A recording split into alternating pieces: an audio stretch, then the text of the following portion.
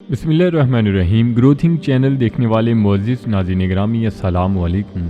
ناظرین گرامی، آبادی کے لحاظ سے عیسائیت دنیا کا سب سے بڑا مذہب ہے اور اس کے ماننے والے پوری دنیا میں پائے جاتے ہیں۔ یہودیت کی طرح یہ بھی مذہب ابراہیمی کی ایک شاخ ہے جو شروع میں یہودیت کا ایک حصہ ہوتی تھی۔ بنی اسرائیل کی ہدایت کے لیے اللہ تبارک و تعالیٰ نے ایک کے بعد دیگر انبیاء مبعوث فرمائے جن کے ساتھ ان کا رویہ نہایت شرمناک تھا۔ بعض انبیاء کو قتل کر ڈالا، بعض کو اذیتیں پہنچائی اور بعض کو آروں سے چیر ڈالا۔ ان کی گمراہی کا یہ عالم تھا کہ وہ حق کی آواز سننا بھی گوارا نہ کرتے تھے۔ اس وقت میں حضرت مسیح علیہ السلام کا ظہور ہوا جنہیں وہ اپنے نجات دہندہ سمجھتے تھے۔ حضرت مسیح علیہ السلام کے دو نام تھے، ایک یسوع جسے عربی میں عیسیٰ کہتے ہیں اور جس کے معنی ہے نجات دہندہ، اور دوسرا نام مسیح جو مسیح سے مشتق ہے جس کے معنی ہے کسی چیز پر ہاتھ پھیر کر اس سے برے اثرات دور کرنا۔ ناصری آپ کا لقب اور ابن مریم کنیت تھا۔ حضرت مریم کو ان کے والد نے اللہ کی نظر کیا ہوا تھا۔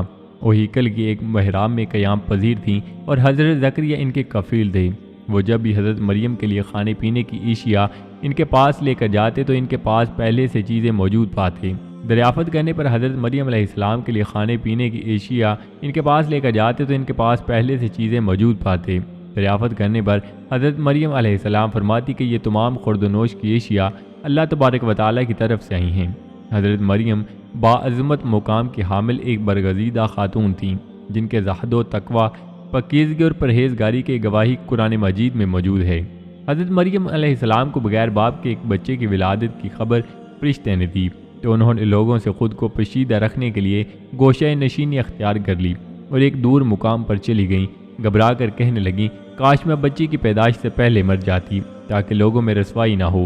حضرت مریم علیہ السلام کو اس پر پریشانی کو رد کرنے کے لیے ارشاد ربانی ہوا کہ کسی سے بات چیت نہ کریں اور کہہ دیں کہ میں نے روزے کی نظر مانی ہے۔ بچے کی ولادت کے بعد جب لوگوں نے سوال کرنے شروع کیے تو آپ نے اشارہ کر کے کہا کہ اس نومولود بچے سے پوچھو۔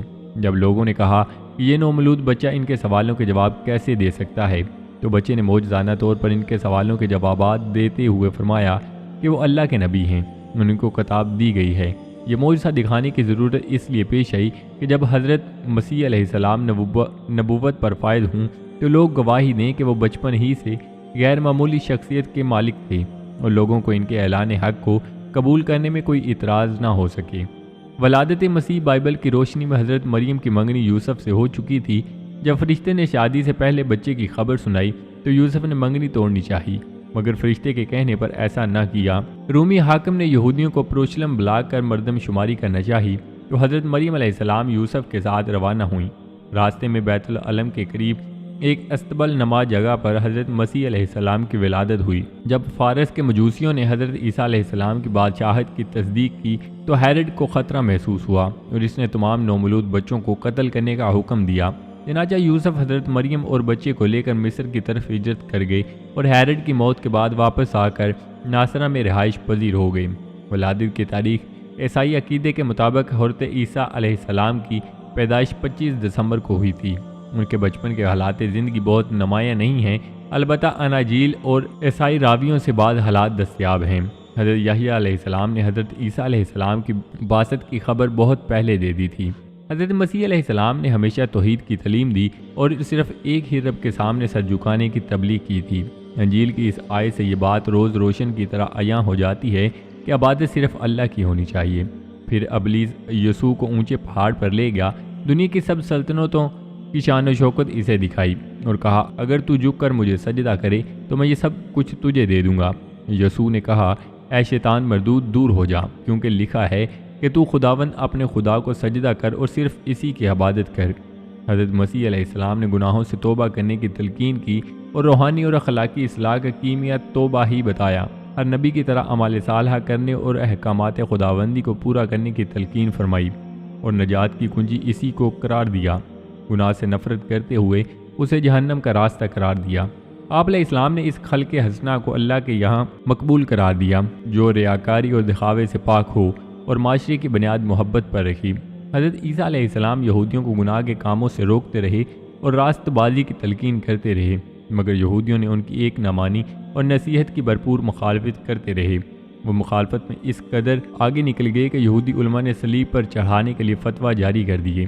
حضرت مسیح نے ان کی نافرمانیوں کے نتیجے میں ان کی ہلاکت اور بربادی کے بارے میں کئی مرتبہ ان کو تنبیہ بھی کیا تھا۔ پھر حضرت عیسیٰ علیہ السلام نے جب یہودیوں کے سامنے اپنی نبوت کا اعلان فرمایا، چونکہ یہودی تو رات میں پڑھ چکے تھے کہ حضرت عیسیٰ مسیح علیہ السلام ان کے دین کو منسوخ کر دیں گے، اس لیے یہودی آپ کے دشمن ہو گئے، یہاں تک کہ جب حضرت عیسیٰ علیہ السلام نے یہ محسوس فرما لیا کہ یہودی اپنے کفر پر اڑے رہیں گے اور وہ مجھے قتل کر دیں گے، تو ایک دن آپ نے لوگوں کو مخاطب کر کے فرمایا کہ یعنی کون میرے مددگار ہوتے ہیں اللہ کے دین کی طرف۔ 12 یا 19 حواریوں نے یہ کہا کہ یعنی ہم خدا کے دین کے مددگار ہیں، ہم اللہ پر ایمان لائے اور آپ گواہ ہو جائیں کہ ہم مسلمان ہیں۔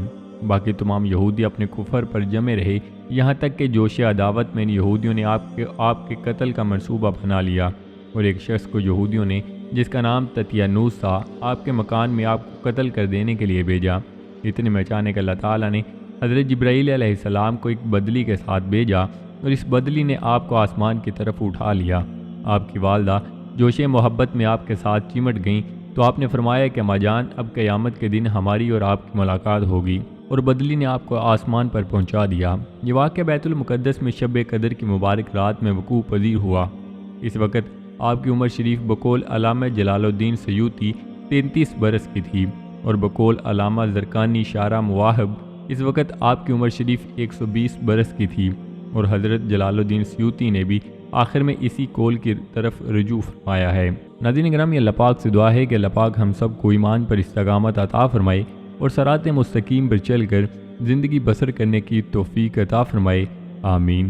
تو جی ناظرین، یہ تھی ہماری آج کی ویڈیو، امید کرتے ہیں آپ کو ضرور پسند آئی ہوگی۔